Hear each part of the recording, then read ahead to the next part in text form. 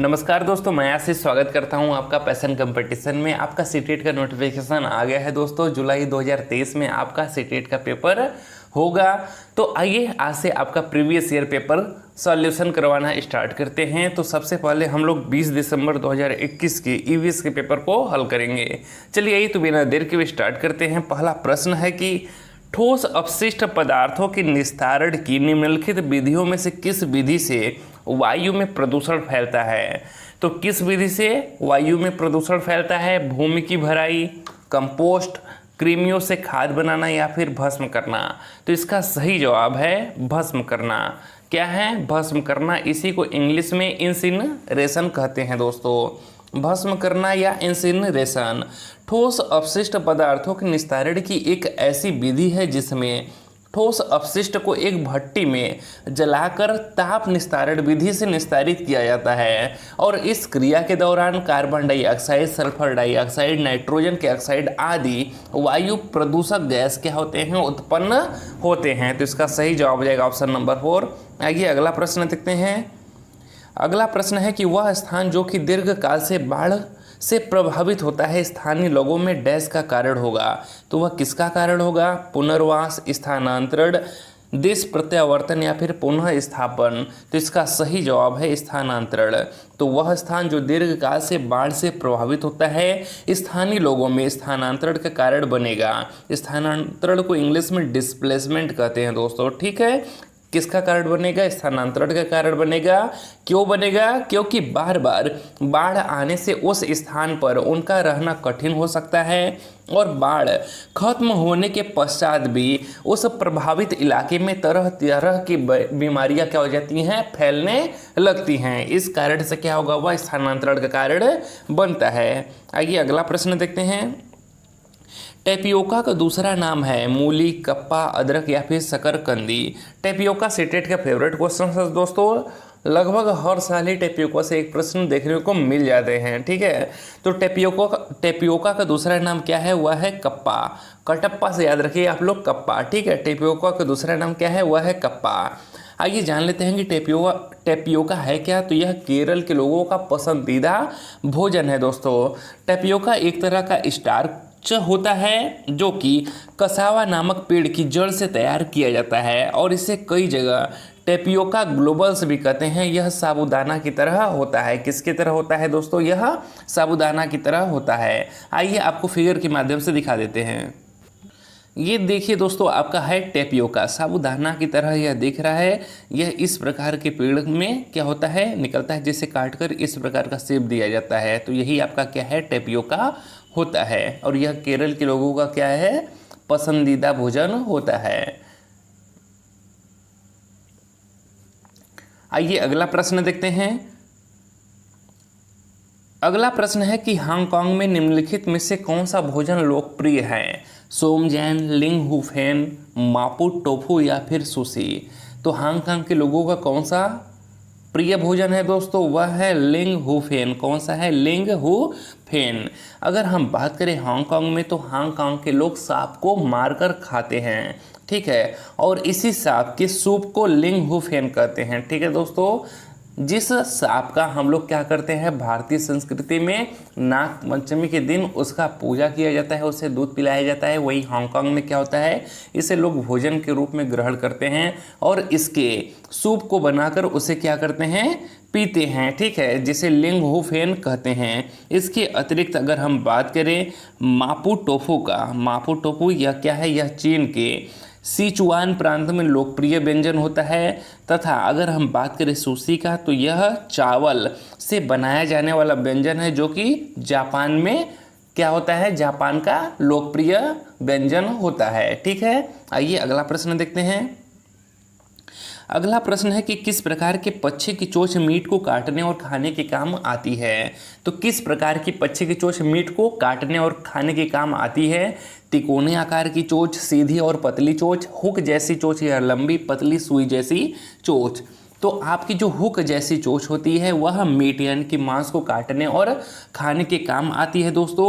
अगर सीधी और पतली चोंच की बात करें तो इस प्रकार की जो चोंच होती है वह शाखाओं और लकड़ी में छिद्र करने के काम आती है। किसके काम आती है? यह शाखाओं या लकड़ी में छिद्र करने के काम में आती है। जबकि तिकोने आकार की चोंच की बात करें तो जो आपका तिकोने आकार का चोंच होता है यह बीजों को तोड़ने तथा चूर चूर करने के काम में आता है। जबकि आपका लंबी पतली सुई जैसी चोंच की बात करें तो यह कीटों एवं केंचुओं को पानी में ढूंढने में मदद करता है। किस में मदद करता है? कीटों एवं केंचुओं को पानी में ढूंढने में मदद करता है। तो किस प्रकार के पक्षी की चोंच मीट को काटने और खाने के काम में आता है? तो हुक जैसी चोंच काम में आता है। आइए अगला प्रश्न देखते हैं। अगला प्रश्न है कि एक अध्यापिका को कक्षा 4 के बच्चों को शीघ्रता से बनने वाले नाश्ते के संबंध में पढ़ाना है। शीघ्रता से कौन सा व्यंजन तैयार हो जाएगा? ठीक है, तो कौन सा व्यंजन आपका शीघ्रता से तैयार हो जाएगा इन चारों में से, वही आपको बताना है। अंडे का सैंडविच, कस्टर्ड, डोसा या फिर भेलपूरी। तो इसका सही जवाब है दोस्तों भेलपूरी। कौन सा है? भेलपूरी। भेलपूरी की अगर हम बात करें तो यह झटपट तैयार होने वाला एक स्नैक है जिसे आप हल्की फुल्की भूख लगने पर बनाकर खा सकते हैं, जिसे आप मैक्सिमम 10 मिनट में बना सकते हैं। जबकि आपका अंडे का सैंडविच, कस्टर्ड और डोसा क्या करता है? भेलपूरी से अधिक समय लेता है। आइए अगला प्रश्न देखते हैं। अगला प्रश्न है कि पट्टचित्र की कला किस राज्य की परंपरागत पेंटिंग या फिर हस्तशिल्प है? तो किस राज्य की यह पेंटिंग है? मध्य प्रदेश, उड़ीसा, गुजरात या फिर महाराष्ट्र? तो अगर हम पट्टचित्र की बात करें तो इसका अर्थ होता है कपड़े पर। पट्ट का अर्थ होता है कपड़ा, ठीक है दोस्तों, और पट्टचित्र क्या होता है? तो कपड़े पर हिंदू देवी देवताओं को दर्शाया जाता है पट्टचित्र पर। और यह कहाँ का परंपरागत पेंटिंग है? तो यह आपके उड़ीसा का परंपरागत क्या है? हस्तशिल्प होता है। ठीक है दोस्तों, कहाँ का? उड़ीसा का। आइए अगला प्रश्न देखते हैं। अगला प्रश्न है आपका कि महामारी के दौर में चिकित्सकों ने विटामिन सी से भरपूर भोजन करने पर परामर्श दिया। उस समूह को चुनिए जिसमें विटामिन सी प्रचुर है। तो याद है आपको, अभी भारत में आपका कोविड जब आया हुआ था तो उस टाइम पे भी क्या हुआ था? डॉक्टरों ने यह सलाह दे रखा था कि ज़्यादा से ज़्यादा आप विटामिन सी का सेवन करिए। तो आपको बताना है कि किस में विटामिन सी भरपूर मात्रा में पाया जाता है। ब्रोकली, सोयाबीन, काली मिर्च, स्ट्रॉबेरी, संतरा, सोयाबीन, दूध, स्ट्रॉबेरी, नींबू या ब्रोकली, स्ट्रॉबेरी, नींबू। तो इसका सही जवाब है दोस्तों आपका ऑप्शन नंबर 4, ब्रोकली, स्ट्रॉबेरी, नींबू।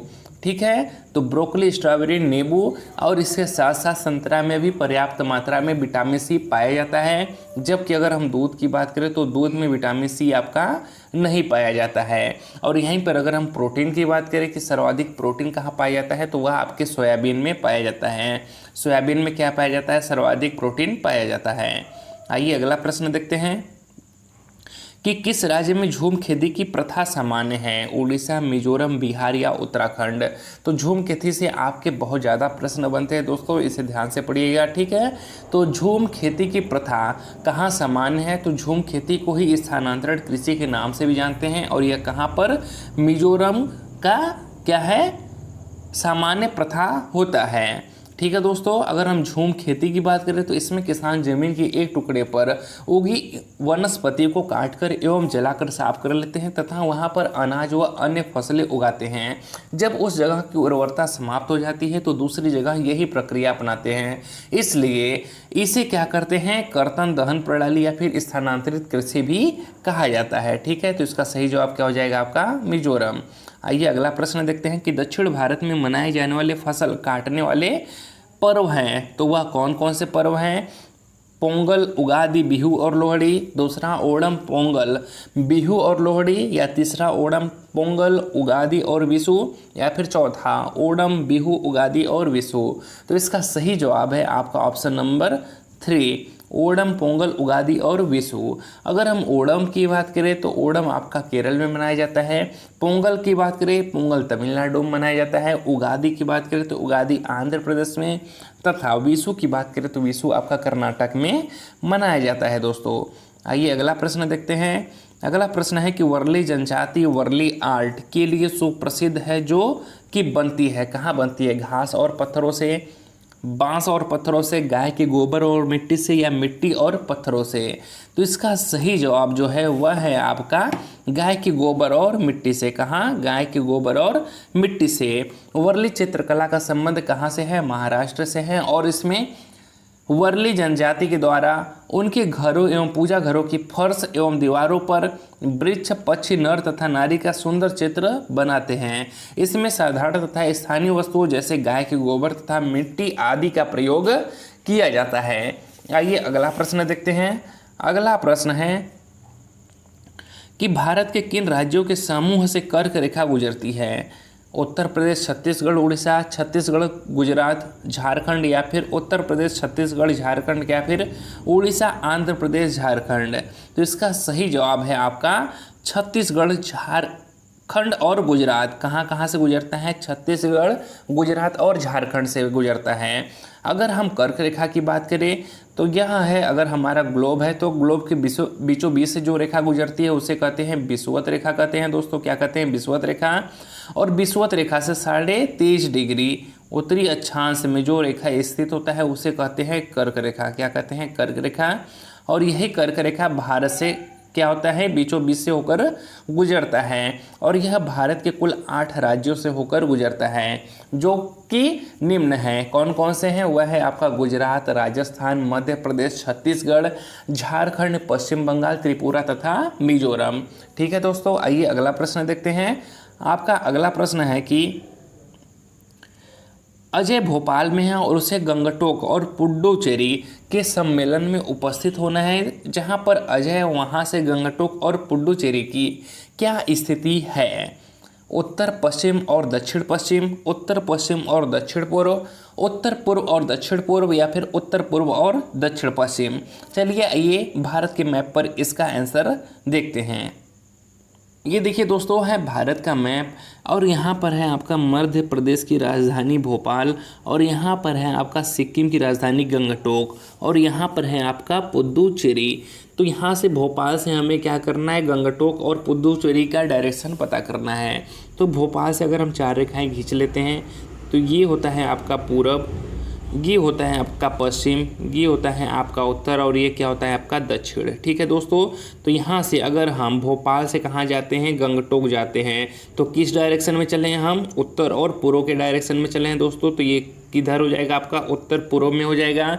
जब यहाँ से भोपाल से हम कहाँ चलेंगे? पुडुचेरी चलेंगे, तो यह किस किस के बीच में है? तो यह दक्षिण और पूर्व के बीच में है, यानी कि यह कहाँ है? आपका दक्षिण पूर्व में है। ठीक है दोस्तों, तो भोपाल से आपका जो सिक्किम यानी कि गंगटोक है वह कहाँ है? उत्तर पूर्व में है, जबकि भोपाल से आपका जो पुडुचेरी है वह कहाँ है? दक्षिण पूर्व में है। ठीक है दोस्तों, इसका सही जवाब हो जाएगा ऑप्शन नंबर 3, उत्तर पूर्व और दक्षिण पूर्व। आइए अगला प्रश्न देखते हैं।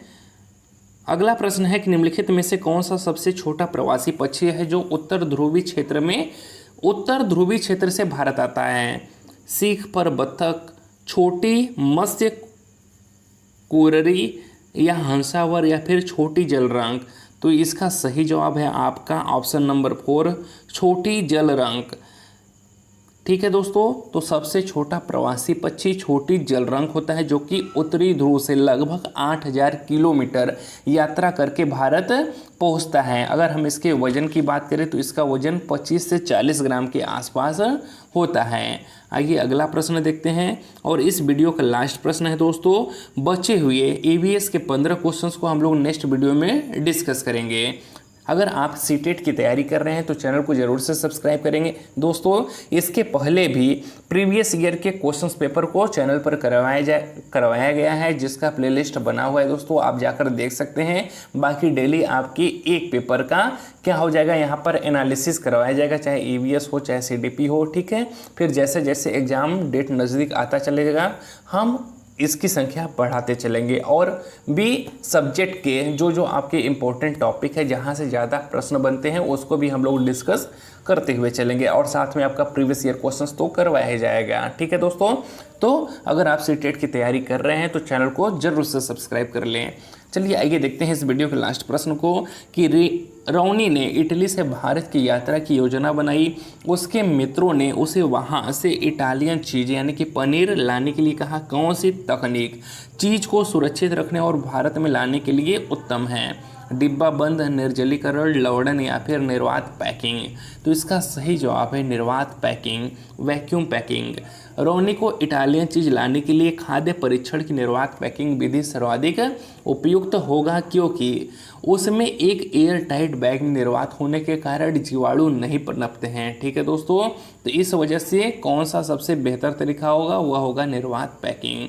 अगर वीडियो अच्छा लगा हो तो वीडियो को लाइक और चैनल को सब्सक्राइब करना ना भूलिएगा दोस्तों। मिलते हैं नेक्स्ट वीडियो में, बचे हुए 15 क्वेश्चंस को वहाँ पर डिस्कस करेंगे।